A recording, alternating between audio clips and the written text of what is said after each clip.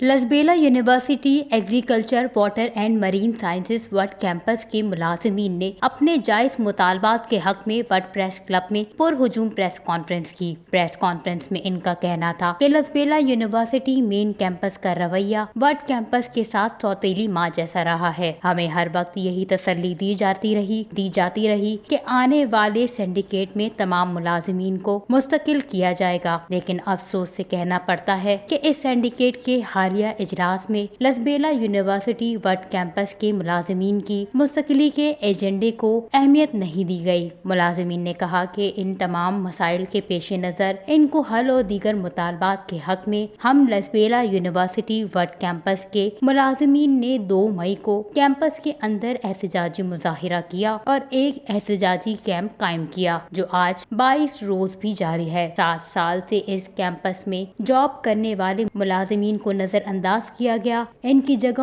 اور لوگوں کو تعینات کیا گیا ہے۔ یہ چیز ہم ملازمین کے لیے ہرگز ناقابل قبول ہے۔ ان تمام صورتحال کو مد نظر رکھتے ہوئے ہم نے فیصلہ کیا ہے کہ ہم اپنے مطالبات کے حق میں 23 مئی کو ایک پرامن احتجاجی ریلی کا انعقاد کریں گے۔